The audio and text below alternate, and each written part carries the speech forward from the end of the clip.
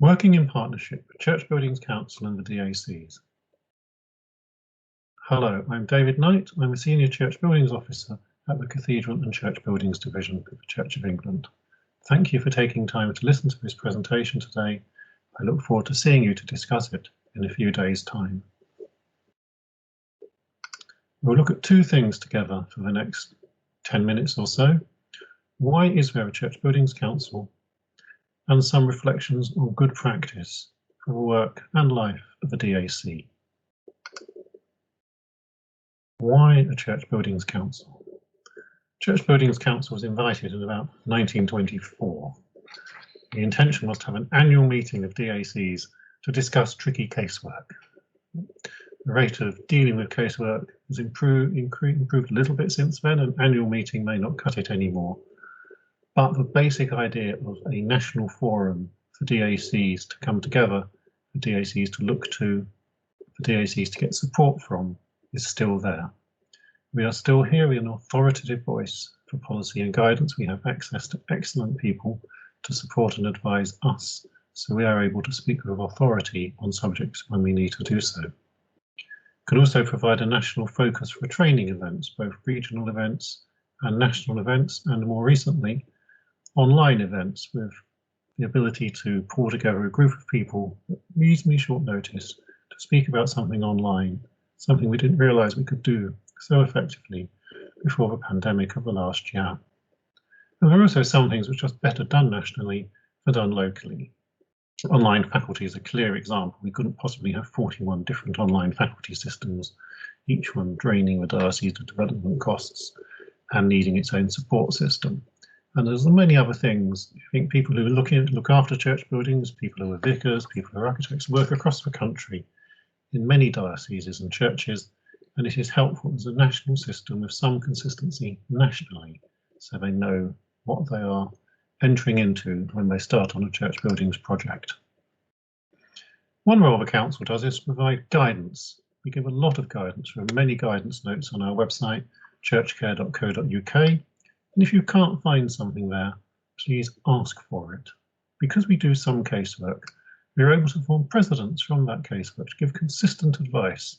When we're asked to do so, we see many questions, some questions many times. It's a good idea to have a fairly consistent answer to a fairly consistent set of circumstances. Therefore, our policy and precedents, which we publish on our website, help us to achieve this, and I'd encourage you to use them to do the same in your diocese to help give consistent answers to your parishes. We're always pleased to hear from you. Always pick up the phone. You don't have to feel lonely in your diocese if you're in the position of perhaps working alone in this area or not having a good colleague support network for whatever reason.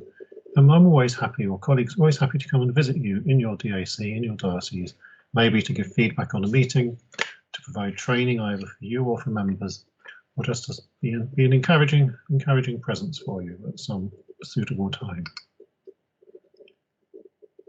Daily work of the DAC is casework, looking after your parishes, helping them to do whatever it is they need to do to keep their buildings effective in mission and allowing them to broaden their reach into their communities.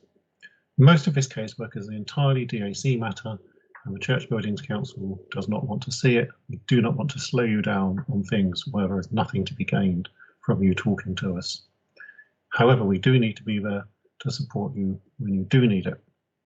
To help you as a DAC discharge your duties efficiently and effectively, you have much freedom to delegate to your officers any amount of casework that is within their capability, within their competence, and within a policy agreed by the DAC.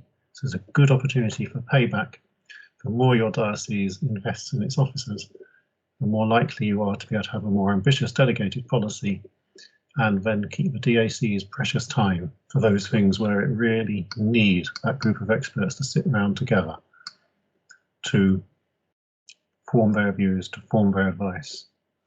But we are dealing with the best buildings in England, some of us think, and some of the best historic objects. And so now sometimes consultation is needed so that we can show that we are taking our duty of care for these buildings, for the objects in them, seriously, and support our parishes in doing it well. So when do you consult with us? Well, the rules are sufficiently vague to allow us to exercise judgment, but with a few words in them that make it possible to understand when you really do need to invoke them. Certainly a big impact on significant historic fabric, listed grade 1, grade 2 star, requires consultation. Consultation of historic items, significant historic items, and significant new art, particularly where either of those things will have an impact on the character of a listed building, requires consultation. There's also freedom to talk to us whenever it's helpful. And we think it might be helpful for you to talk to us on things where there's a strong missional need, where there's a sensitive context, or where you've perhaps got a church building at a crossroads where one set of interventions could see it serving for many years to come. A separate set of interventions might see it heading on a road to closure. It will be good on the whole to help discussions where there's a real need to just help see the way forward for a building at a critical point, and perhaps if that building is of sufficient significance, sufficient stature, for some help from outside to be really useful to see a way forward for a particularly tricky situation. When to consult, particularly in the normal run of casework, and not so much a sensitive situation I've just spoken about, where we'll have to be a lot more nuanced about when you do that to agree it's the right thing. But in the normal run of stuff, you consult us before you, the DAC, give your notification of advice. That's now required in the rules.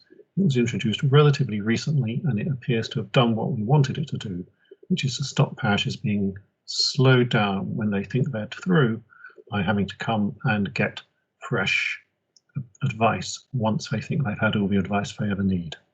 So that's a good thing. You come to us early on before the DAC has formed its view, but not so early we don't know what the parish is up to. So we need at least draft statements and sketches, if it's an architectural scheme, sketches of what are proposed.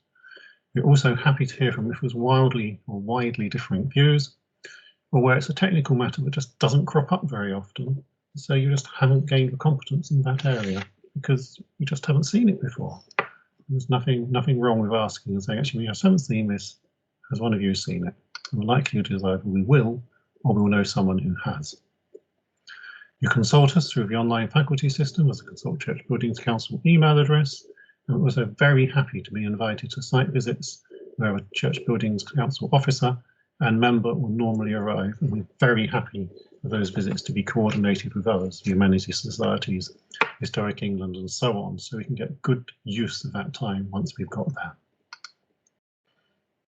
People who work giving advice love giving advice. I also need to remember, as a DAC member, we're here to help a parish meet its needs, not to do it your way. So there's a real helpful role here for your DAC chairs and officers in what you give to your members, in helping them to make sure they're guided always to supporting the parish in achieving its needs, which may not always be the best, because sometimes the good is good enough, and the best is actually going to kill something. So really think carefully, are we doing what is needed for this parish, or are we trying to make the scheme the one we want? There's too close a relationship between an architect and the DAC. A parish notices it, so don't let that arise. Have a good way of dealing with that should you think it is happening. I think a good DAC will achieve supported parishes, motivated and engaged members and advisors. It will make a clear contribution to the diocese, and also it will have a sense of accountability. Remember one arrangement with the DAC office which was stuck in a building in a little dead-end corridor. Nobody walked by. You wouldn't go there unless you had to. And in one or two dioceses, maybe that is still how the DAC is considered, sort of down a cul-de-sac, and something happens there and we're not quite sure what. If you are in such a position, please try and dig yourself out of it. Show yourselves to how you are supporting, how you can support the diocese in achieving what it wants to achieve, whether that's bringing forward a group of resource churches, enabling rural churches to find fresh life in sparse communities, whatever it happens to be that your diocese is needing to achieve.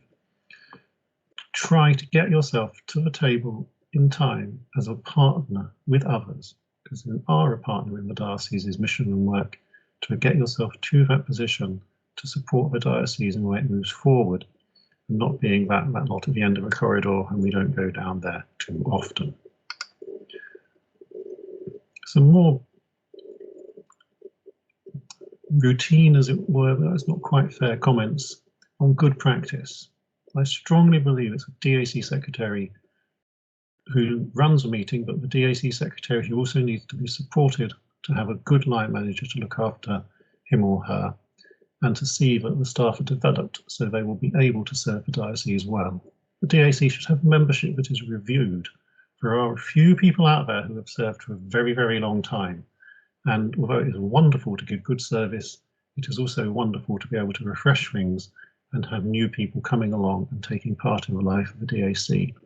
And it is now necessary to review your membership and seek to replace people after 12 years of membership, to think about your DAC's gender balance and its BAME inclusion at least being equal to the minority ethnic populations in your diocese, so that people living in the diocese will see in the DAC a reflection of the people around in the place. And where you have advisors who don't sit on the full DAC, for them to be aware of the work of the DAC and the context into which they are advising. The DAC secretary runs the committee, gives people papers in advance so you can turn up ready. The secretary and chair together will make sure there's an effective conflict of interest policy and use it. Now, there'll be an effective way of working between members and the secretary to be sure that things coming to the meeting need to be there and that they are ready for discussion at the meeting. Thank you very much for taking the time to listen to this.